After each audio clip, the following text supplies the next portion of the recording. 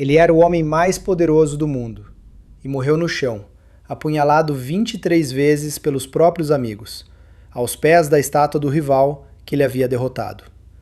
Ele encontrou uma república de 500 anos e deixou no lugar dela um império. Para se tornar imortal, César precisou destruir a coisa que jurara proteger. Mas antes, um aviso honesto. Quase nada do que sabemos vem de testemunhas. As grandes biografias foram escritas 150 anos depois. E a fonte mais próxima é o próprio César, que escrevia para se promover. Então vamos separar o que é sólido do que é lenda, porque em César, mais do que em quase todo mundo, o homem e o mito se fundiram até o nome dele virar outra coisa. Ele nasceu por volta de 100 a.C., numa família patrícia antiga, a gens Júlia. Sangue nobre, sim, mas sem a fortuna nem o poder das grandes casas de Roma. César teria que construir tudo. Sua juventude foi marcada pelo terror. Roma se dilacerava numa guerra civil, e o ditador Sula limpava seus inimigos em listas de morte. César, sobrinho do rival de Sula, entrou nessas listas e fugiu, escondido, para salvar a vida. A história, contada por Plutarco, diz que ainda jovem, César foi sequestrado por piratas. Rindo, ele avisou que voltaria para crucificar todos eles. Os piratas acharam graça. Solto, ele cumpriu a promessa à risca. A ambição o consumia. Reza a tradição que, diante de uma estátua de Alexandre o Grande, César chorou, porque na mesma idade Alexandre já conquistara o mundo, e ele, nada. Preferia, dizia, ser o primeiro numa aldeia a ser o segundo em Roma. Sem dinheiro, ele apostou tudo no que dinheiro podia comprar. Fama. Endividou-se até o pescoço, financiando jogos, banquetes e obras. Aos poucos, subiu, pretor e depois pontífice máximo, o sumo sacerdote de Roma. Para entender o que ele fez, é preciso entender Roma. Havia 500 anos, os romanos tinham expulsado o último rei e juraram, nunca mais um homem só. O poder era dividido, vigiado, temido. A palavra rei era quase um palavrão. Então, em 60 a.C., César fez um acordo secreto com os dois homens mais poderosos de Roma, Pompeu, o maior general, e Crasso, o mais rico. 3 homens dividindo uma república entre si, por baixo dos panos. Com esse apoio, César foi eleito cônsul e governou passando por cima de todos os que se opunham. Fez amigos poderosos e inimigos que nunca o perdoariam. Terminado o mandato, ele foi para o norte, para as terras selvagens da Gália. Ali havia tudo o que ele precisava: glória, saque para pagar as dívidas e, acima de tudo, um exército que seria leal a ele e não a Roma. Por 8 anos, César fez guerra na Gália com uma genialidade militar assustadora e escreveu ele mesmo a crônica de suas vitórias, o relato que até hoje molda como o vemos. Era brilhante e era propaganda. Mas há um preço nessa glória que ele não escondeu. Pelos números que o próprio César deixou, hoje contestados, a conquista da Gália custou cerca de 1 milhão de mortos e outro 1 milhão de escravizados. O gênio e o massacre na mesma mão. O clímax veio em Alésia, no ano 52. O chefe gaulês Vercingetorix uniu tribos inteiras contra Roma. César o cercou com um anel duplo de muralhas e venceu. A Gália estava dominada. César voltava o homem mais rico, mais famoso e mais temido de Roma, com um exército inteiro que o amava. E foi exatamente esse o problema. Para o Senado, ele havia ficado grande demais. O triângulo de poder ruiu. Crasso morreu numa guerra distante, e Pompeu, antigo aliado e genro de César, passou para o lado do Senado. Os 2 maiores generais de Roma agora se olhavam como inimigos. Então o Senado deu o ultimato: largue seu exército e volte a Roma como um cidadão comum. César sabia o que isso significava. Desarmado, seria julgado, arruinado, talvez morto. Voltar assim era se entregar. Diante dele, um riozinho estreito marcava a fronteira, o Rubicão.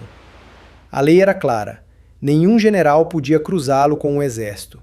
Fazer isso era declarar guerra à própria Roma. César parou na margem e cruzou. A frase que a lenda pôs na boca dele: A sorte está lançada. A guerra civil explodiu. E César foi rápido como um raio. A Itália caiu quase sem luta, e Pompeu, pego de surpresa, fugiu para a Grécia para reunir suas legiões. Os dois exércitos se encontraram em Farsalos, no ano 48. Pompeu tinha muito mais homens. Não bastou. César o esmagou. O maior general de Roma fugia agora do campo de batalha, derrotado. Pompeu fugiu para o Egito em busca de refúgio. Mas o rei egípcio, querendo agradar o vencedor, mandou assassiná-lo na praia. Quando entregaram a cabeça do rival a César, dizem que ele não comemorou, chorou. E foi no Egito que César conheceu Cleópatra. Rainha astuta e sedutora, ela se aliou a ele e ao poder de Roma. Dessa aliança nasceu um menino, Cesarião, o filho que ela dizia ser dele. De volta às campanhas, ele esmagou um rei rebelde no Oriente com tamanha facilidade que teria resumido a vitória inteira em 3 palavras: vim, vi, venci. Um a um, os inimigos caíram, e quando a poeira baixou, restava um só homem no topo do mundo romano. Não havia mais rival, não havia mais freio. Roma o cobriu de poderes. Ditador por 1 ano, depois por 10, e enfim, o impensável, ditador perpétuo, ditador para sempre. Toda a autoridade da República concentrada numa pessoa só. E ele usou esse poder. Reformou o calendário, criando o ano de 365 dias que usamos até hoje, e batizou um mês com seu nome, Júlio. Ampliou a cidadania, aumentou o Senado, fundou colônias, perdoou dívidas. Muita coisa que ele fez era de fato boa para Roma. O problema não era o quê, era quem. Tudo passava pelas mãos de um único homem, e Roma tinha jurado nunca mais permitir isso. Numa festa pública, seu aliado Marco Antônio lhe ofereceu um diadema, a coroa de rei. Diante da multidão, César recusou. Mas ninguém soube dizer se aquilo era sinceridade, ou apenas um teatro para medir o quanto Roma o deixaria ousar. Estátuas suas por toda parte. Honras que pareciam de um deus, não de um homem. E foi aí que o medo virou pânico. Roma, que havia expulsado reis, achava que estava vendo nascer outro. Nas sombras, uma conspiração cresceu. Cerca de 60 senadores, que se chamavam os Libertadores. A mente por trás era Cássio, mas eles precisavam de um rosto respeitável para dar nobreza ao crime. E encontraram esse rosto. Era Marco Júnio Bruto, descendente do homem que, séculos antes, expulsara o último rei de Roma. César gostava dele como a um filho. Havia até um boato, quase certamente falso, de que Bruto fosse mesmo seu filho. Os sinais, dizem, se acumulavam. Conta-se que um adivinho o avisara: cuidado com os idos de março, e que, na véspera, a esposa dele, Calpurnia, teria sonhado com sua morte, implorando que não saísse de casa. Na manhã de 15 de março, César quase não foi. Estava indisposto, inquieto. Mas um dos conspiradores foi buscá-lo em pessoa, com palavras doces, e o convenceu a caminhar até o Senado. Ele foi. O Senado se reunia, naquele dia, num salão anexo ao Teatro de Pompeu, porque a casa do Senado estava em obras. Ou seja, César caminhava, sem saber, para morrer bem debaixo da estátua do rival que ele havia derrotado. Assim que ele se sentou, os conspiradores o cercaram, fingindo entregar um pedido.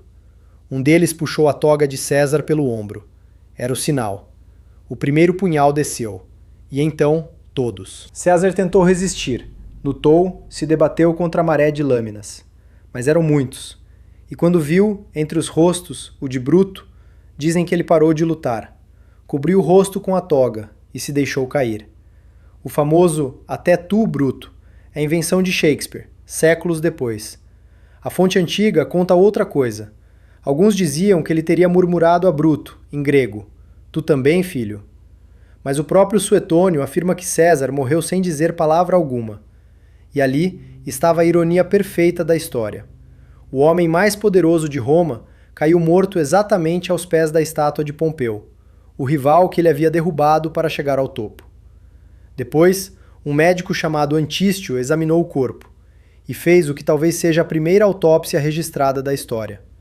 Das 23 facadas, ele concluiu, só uma tinha sido mortal, a segunda, no peito. Os assassinos correram para as ruas erguendo os punhais, gritando que Roma estava livre de novo. Esperavam aplausos. Esperavam ser recebidos como heróis. Mas o povo não aplaudiu. Amava César. Marco Antônio leu o testamento em praça pública. César deixara dinheiro e jardins para o povo de Roma. A multidão explodiu em fúria. Os libertadores tiveram que fugir da cidade. E então entrou em cena um nome que ninguém esperava: o herdeiro de César, um jovem de 18 anos chamado Otaviano. Frio, paciente e implacável, ele caçou os assassinos numa nova guerra civil. Em Filipos, Bruto e Cássio foram derrotados e se mataram. E aqui está a maior ironia de todas. Os homens que mataram César para salvar a República entregaram a Roma exatamente o que temiam. Aquele menino, Otaviano, virou Augusto, o primeiro imperador. A República estava morta, para sempre. E o nome dele deixou de ser um nome, virou um título. Todo imperador de Roma passou a se chamar César. E por mais de 1500 anos, quem quis o poder absoluto roubou essa palavra. Kaiser, na Alemanha, Czar, na Rússia. E ele conseguiu, enfim, o que sempre quis. Roma o declarou um deus, o divino Júlio. Durante os jogos, em sua memória, um cometa cruzou o céu por 7 noites, e o povo jurou que era a alma de César, subindo para tomar seu lugar entre as estrelas. Eles cravaram 23 punhais para matar um rei, mas não mataram um homem, batizaram um trono. Você pode assassinar quem tem o poder, mas talvez Bruto tenha entendido tarde demais. Não existe punhal que mate uma ideia.